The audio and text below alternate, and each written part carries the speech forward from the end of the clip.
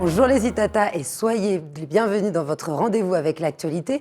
Écoutez ça, alors si vous avez des enfants dans votre entourage ou vous-même, eh bien je vous encourage à vous rendre dimanche prochain au Ti-Moundé. C'est la première édition. Et pour nous en parler aujourd'hui, je reçois son organisatrice, Madame Catherine Braffin. Bonsoir Catherine. Bonsoir Éléonore et bonsoir à ceux qui nous regardent. Alors, première édition de cet événement, vous allez pouvoir nous expliquer la genèse de cette idée. Oui, tout à fait.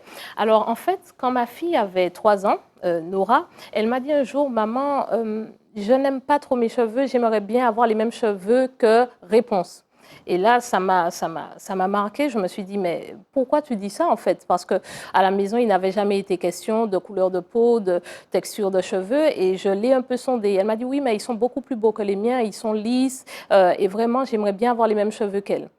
Et là, ça a été un déclic. Je me suis dit que peut-être que dans ces livres, les jouets avec lesquels elle jouait, il n'y avait pas de personnage qui lui ressemblait. Et d'identification possible. Voilà, et d'identification possible. Et là, je me suis dit qu'il faut faire quelque chose. Surtout que j'en ai parlé autour de moi et j'avais des amis, il y avait des personnes dans mon entourage qui me disaient qu'ils avaient eu ce type de discussion avec leur enfant, que ce soit sur la couleur de peau ou par rapport à leurs cheveux.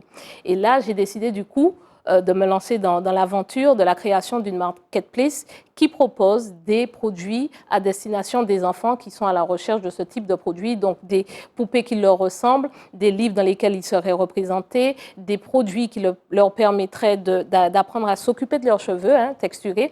Et c'est comme ça qu'est née l'aventure de Sommes-nous et du Ti-Moundé, parce que je me suis dit que le digital ne suffit pas, il faudrait des rencontres, vraiment aller à la rencontre des enfants pour leur permettre de toucher du doigt leur culture et leur permettre vraiment de s'approprier leur culture, leur héros, leur histoire. Et voilà comment est née cette aventure. Alors derrière cette démarche, il y a la volonté de proposer des activités que l'on va pouvoir décrire par la suite. Oui, tout à fait. Et puis surtout aussi de répondre à cette demande, à un diagnostic que vous avez pu tirer à travers votre vie commune, puis aussi par l'observation. On sent que vous êtes observatrice. C'est une approche très sociologique de notre culture martiniquaise. Oui, tout à fait. Et en fait, je me suis rendu compte, en discutant toujours avec les personnes qui sont autour de moi, qu'il est important pour les enfants de savoir d'où ils viennent et qui ils sont.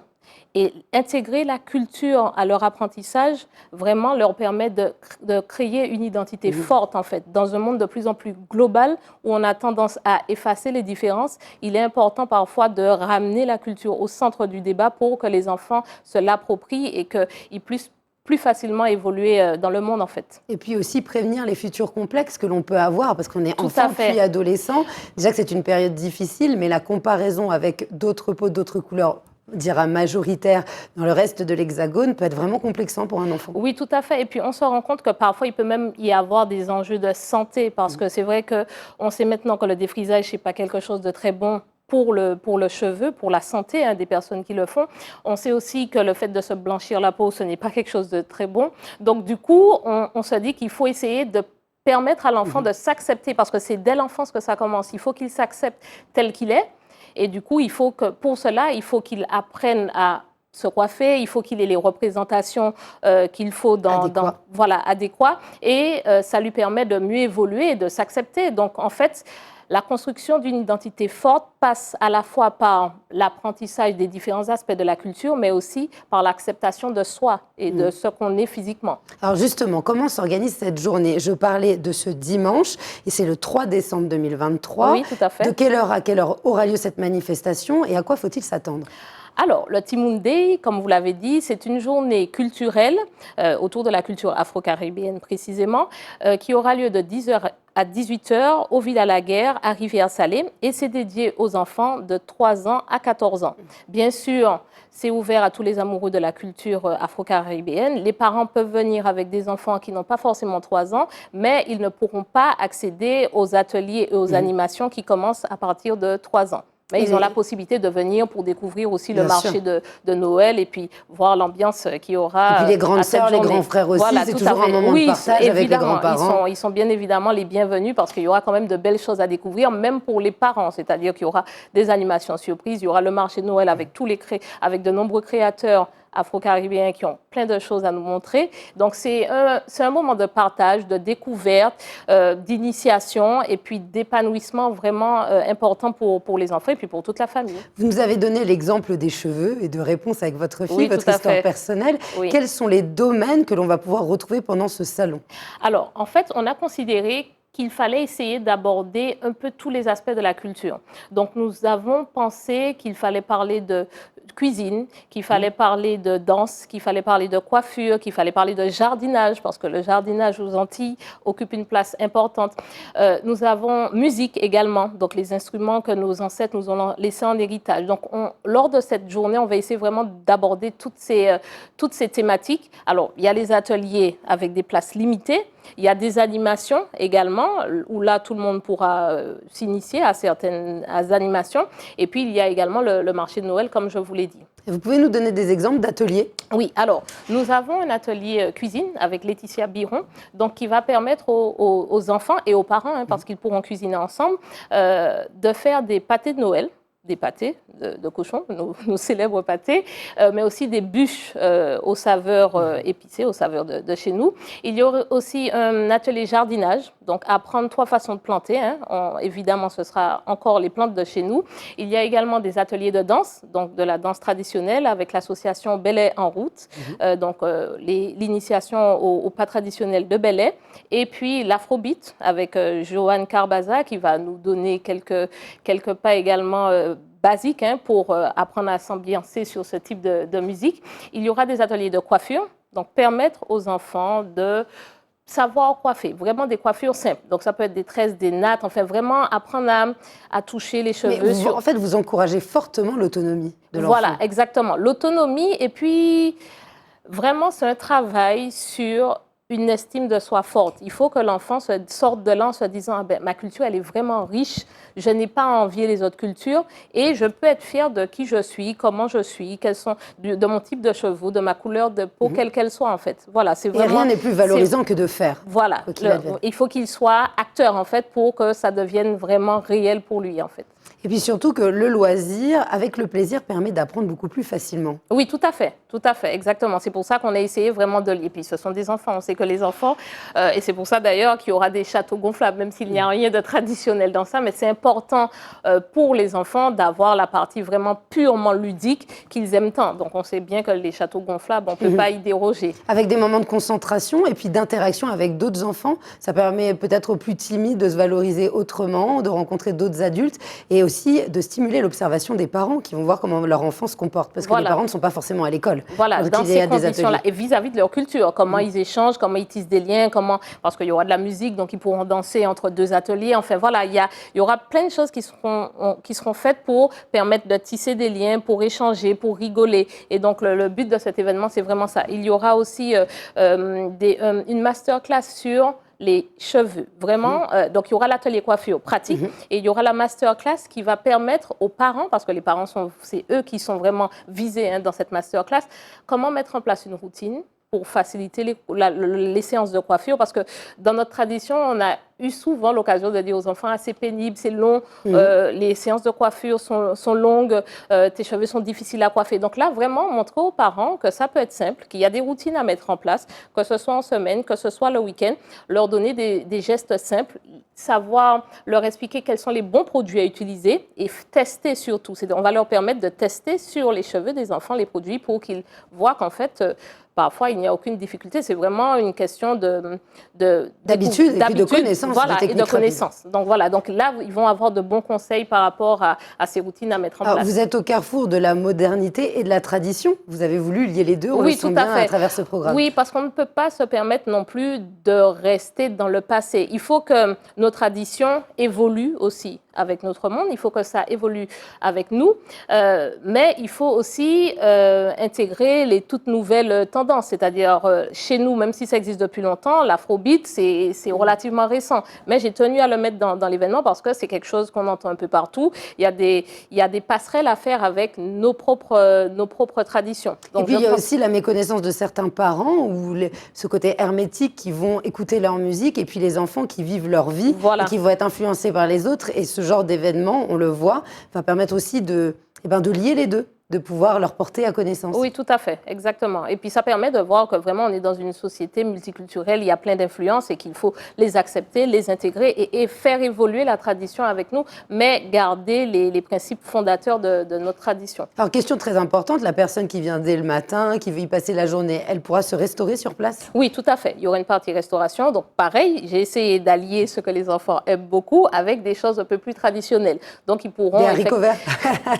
par exemple.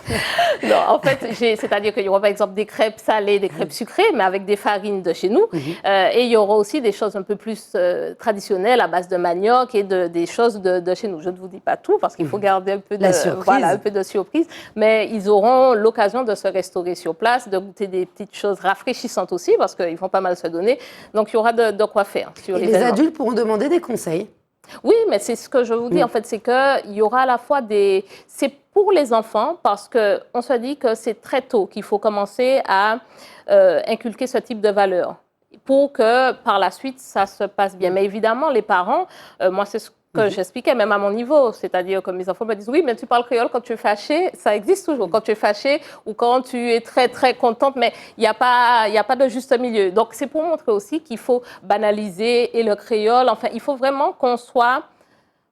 Le but, c'est vraiment d'être en harmonie avec notre culture, ne pas parler créole que dans certaines conditions, vraiment que ça devienne des habitudes, que ce soit au niveau des cheveux, que ce soit au niveau de notre façon de parler. Bon, danser, je pense que de ce côté-là, il n'y a pas vraiment de souci, mais vraiment créer un lien entre tous ces aspects de notre culture et qu'on arrive à se sentir bien au milieu de cette culture. Alors, c'est un événement qui regroupe des loisirs, de la connaissance, de la culture. Je parle de connaissance, mais très transversale, de pratique. Oui, des ateliers vraiment pratiques, et puis aussi des questionnements qui concernent les adultes, les grands frères, les grandes sœurs, des parents qui pourront observer leurs enfants jouer ou faire les ateliers et se rencontrer entre eux. C'est bien ça? Oui, tout à fait, alors, exactement. Ceux qui sont intéressés, je pense à nos spectateurs et spectatrices, comment peuvent-ils avoir un billet et réserver? Voilà. Alors, pour réserver, il faut se rendre sur le site Billet Web. Vous tapez dans la barre de recherche Timunday et vous allez tomber sur l'événement. Et là, vous pourrez réserver. Alors, il y a plusieurs passes. Il y a le pass découverte qui permet d'avoir accès à toutes les animations qui seront proposées. Donc, mini Chouval-Bois, château gonflable, espace conte, maquillage. Et puis, il y a aussi des animations un peu plus éphémères comme une conférence qui a lieu sur la construction identitaire de l'enfant. Vous allez trouver les horaires sur la plateforme. Il y a également Madinda Games, une séance de jeu avec Sabine Andrivon-Milton, pareil, pour valoriser notre histoire, notre culture.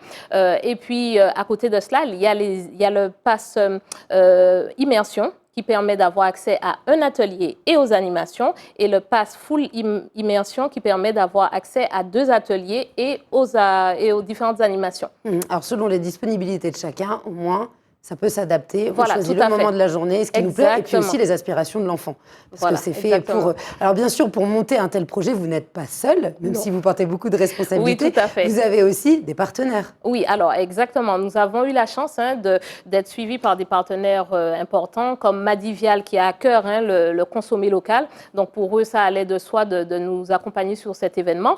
Digicel également. Pour eux, le fait d'être caraïbéen prend tout son sens avec ce type d'événement et ils sont vraiment très engagés dans le cadre de notre événement. Et enfin, France Antilles, qui nous accompagne en venant même à la manifestation. Ils seront présents, ils auront un stand, Digicel également. Madivial est partenaire de l'atelier cuisine, donc ils sont très présents, que ce soit maintenant, tout au long de la préparation et même le jour J, ils seront également là pour interagir avec les personnes sur la culture et les différents aspects de notre culture. Ainsi que les animateurs, évidemment, de toutes les actions tout qui à fait. seront là, tous les intervenants qui ont l'habitude de travailler avec des enfants. Qui ont l'habitude de travailler avec les enfants, qui ont été très enthousiastes dès le départ vis-à-vis de cette proposition. Ils n'ont pas hésité à s'investir dans la préparation et donc du coup, ça promet d'être une belle journée. Comme je vous le disais, je récapitule vite fait qu'il y a vraiment trois aspects. Il y a l'aspect atelier.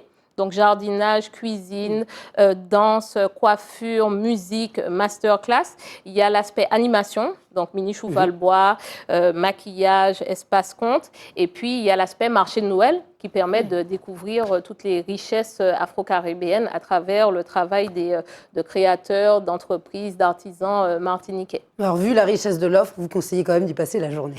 Oui, c'est vrai. C'est vrai que nous avons créé un pass matin, un pass après-midi. Mais c'est vrai qu'il y a des gens qui ont eu l'occasion de me poser la question. S'ils viennent le matin, ils peuvent rester la journée. Parce que c'est vrai qu'il y aura beaucoup de choses à voir, notamment au niveau du marché de Noël, une fois qu'ils auront fait les ateliers et les animations. Donc voilà, qu'ils viennent nombreux, on sera là et on sera ravis de les accueillir. Bien, je vous remercie. On arrive à la fin de notre entretien. On rappelle le site internet pour trouver toutes les informations. Alors, le site internet, c'est Billet Web. Et il faut taper dans la barre de recherche Timoun Day. Et là, vous verrez, vous pourrez vous inscrire. Il y a la possibilité vraiment de s'inscrire. Il est mieux de s'inscrire aux ateliers en amont parce que les places sont très limitées. Donc, ils peuvent s'inscrire aux ateliers et prendre des passes, qu'ils soient découvertes, immersion ou full immersion. Eh bien, merci beaucoup. Je vous souhaite beaucoup de courage pour cette première édition. Oui, tout à fait. Et longue vie, évidemment, à ce projet, au Timoun Day. Rendez-vous peut-être l'année prochaine. Oui, avec des activités complémentaires ou évolutives. Bien sûr. Merci beaucoup. Merci de votre accueil. J'espère que vous avez apprécié cette intervention, les Itata. On vous donne rendez-vous dimanche prochain, je le répète, 3 décembre. Si vous avez des enfants et que vous voulez y aller en famille, ça sera une véritable partie de plaisir. Je vous dis à très vite pour un prochain Écoutez ça.